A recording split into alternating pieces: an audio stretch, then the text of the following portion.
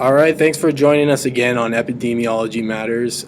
Today we're going to be discussing intervention recommendations for fentanyl related deaths by overdose. There are many social determinants that can be observed when looking at the opioid crisis in Vancouver specifically. Many of the incidents of mortality are concentrated in the low income and impoverished neighborhoods within the city. The downtown east side in Vancouver is notorious for its open air drug trade, prostitution, poverty, mental illness, homelessness, infectious disease, and crime. In a report by Health Canada, it's defined as the majority of housing in that area is small, undesirable, single person dwellings with buildings covered in graffiti. In this area, a cycle of poverty develops as many as few drug users have sufficient income to pay for their drug habits. And this often leads to other ways of making income, which includes prostitution, auto thefts, break-ins, and selling illicit drugs. As of 2017, critical issues in the downtown east sides are the epidemic of fentanyl overdoses, a shortage of low-cost rental housing, and a high prevalence of severe mental illness, which often co-occurs with addiction. As previously mentioned, age and sex were non-modifiable determinants that show overrepresentation in overdose fatalities. Many deaths from the overdose are occurring due to modifiable determinants of low income, unemployment, and geographical location, specifically the downtown east side.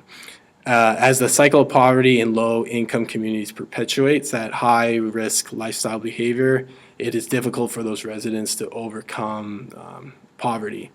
So therefore, they have like a low degree of mutability or options to change to escape that cycle of poverty.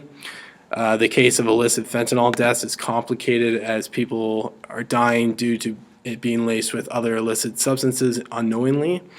Both addicts and first-time recreational drug users are at risk of dying related to high-risk lifestyle of drug use. And the city of Vancouver is operating on the 4 pillars framework to combat the deaths related to fentanyl overdose, and it's a viable solution to prevent deaths related to that opioid use. The concept focuses around 4 components of prevention, treatment, enforcement, and harm reduction. The harm reduction approach is a practical strategy and an ideology aimed at reducing negative consequences associated with drug use. The harm reduction approach includes supervised injection sites that serve the purpose to increase the access of health and addiction care for addicts, reducing overdose fatalities, and improving public order in the community. Insight is a safe injection site that operates in Vancouver, and it's billed as North America's first medically supervised injection facility, having only opened its doors in 2003. A statistical finding from Marshall of 2011 found that overdose from illicit drugs is a leading cause of premature mortality in North America, and the fatal overdose rates in Vancouver, BC decreased by 35% after the opening of that safe injection site from 253 to 165 deaths per 100,000 person years. Safe injection facilities are an effective intervention to reduce overdose mortality in communities, cities, and nationally, and should be considered for assessment, particularly in communities with high levels of injection drug use. It is a safe space for people to use their drugs, and it's a facility for trained staff to give naloxone. And this area holds significance in shaping Ontario's healthcare policy, as interest groups like the Registered Nurses Association of Ontario, also known as the RNAO, have publicly endorsed a pro stance for insight and that harm reduction approach. And the RNAO grounds their position for harm reduction on the evidence-based research on Insight and Vancouver's downtown east side.